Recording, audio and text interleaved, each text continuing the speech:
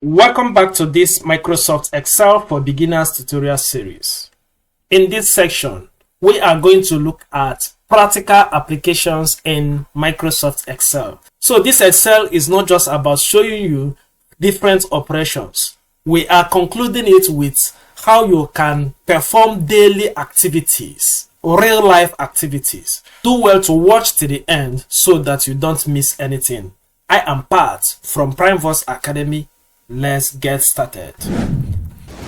I am going to open Microsoft Excel worksheet. In this worksheet, you can see a kind of daily sales book where we have serial number, items, quantity of the goods purchased, then the unit price of these goods. It can be in any currency. Okay.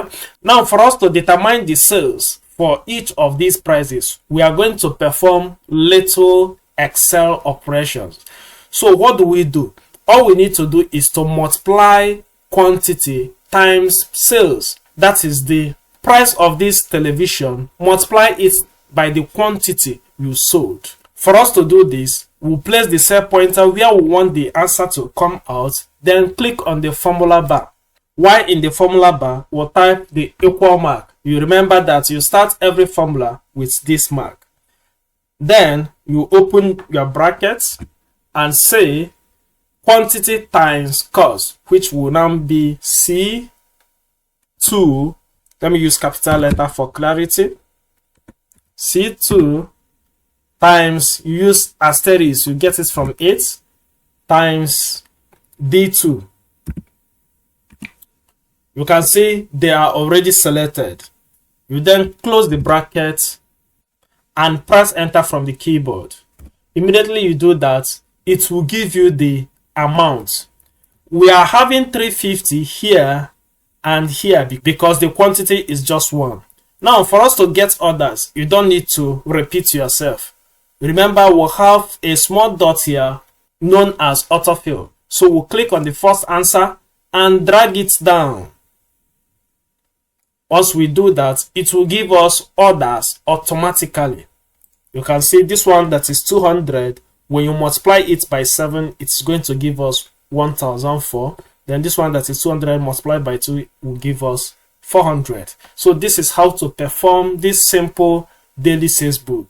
At the end of the day, if you want to know your total amount, just place your cell pointer here, then click on auto sum. It will automatically give you the formula. Then you press enter from the keyboard, and that is it. You can go on to format it. For example, to make it different, I will use this tick outside border. You can also increase the font size, make it bold, and all of that. Remember, you can go on to add currency sign to it. Let's assume it is dollar. I will put dollar. If you encounter this, it is because the column size is not enough. You can just double click here or you drag. Okay, so that is how to do that. And one other thing is revealed here. You can see that we have .00 here. That is 2 decimal points. If you don't like it, you can reduce it from here. So you see we don't have decimal points again. If you wish to have it, just click from here to add it. Whether you want 1 or 2 or any number of decimal points you so wish to have. I hope you understand. Do not forget to subscribe and like this video so that YouTube will show it to many others. The next Excel application we are going to learn is student result calculation. That is, if you want to compute student result, look at what we have here. We have registration number, continuous assessment, examination, total, and remark. If you want to score them, let's say the continuous assessment should be not more than 30%. So I can give each student numbers accordingly. So this is their score for continuous assessment. For examination, it should not be more than 70%. So if this is the representation of their classwork, what I will need to do now is to get the total. I might decide to center this so that it will be easy to read. Okay, now for us to get the total, the formula is just to add these two columns. I can use the auto sum or use another formula. Let me in fact introduce you to another formula in Microsoft Excel which we have not introduced in our very first lesson. So that formula is equal to brackets B2 plus C2. So this time we are picking the two cell addresses one after another. So we are not doing range, that is B2 to this. Because we just have two cells and they are in the same range, it is better to do it this way. Okay, so if I press enter now, it will give me the total of these scores. So let me drag it down in order to get others. Of course, you know that in many grading systems, any result that is less than 40 is failed. So me looking at this, you have seen those that didn't pass in this particular exam. But for confidence, we are going to write remarks. Our remark will be based on two conditions.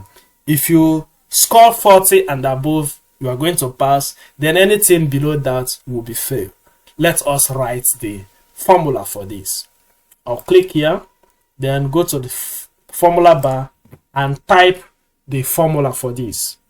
I'll start with equal mark if bracket. So I'm introducing a new function in this series of lessons. Now I'm telling Excel that if total, which is D2, is greater or equal to 40, comma, give the student pass, otherwise fail.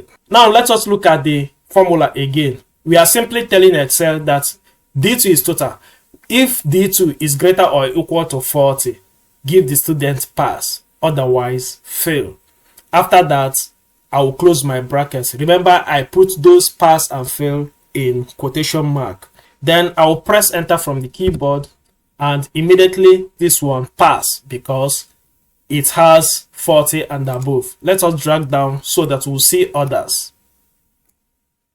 You can see those that have below 40, we'll have them here as fail.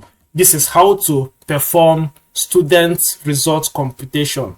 And there are a whole lot of things. This is just based on one subject.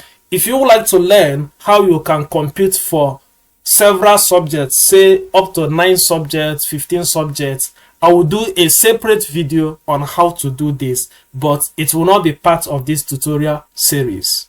Again, I will also teach you how to get Excel formulas using AI. I will do a separate video concerning that. Because of that, you will miss a lot if you don't subscribe to this channel. Please hit on the subscribe button now. Hit it now if you haven't done so. And that brings us to the end of this tutorial series. If there is anything that you would like me to teach, drop them in the comment section. I will personally look at them. Also check the description box for any other related video. Until next time, keep learning.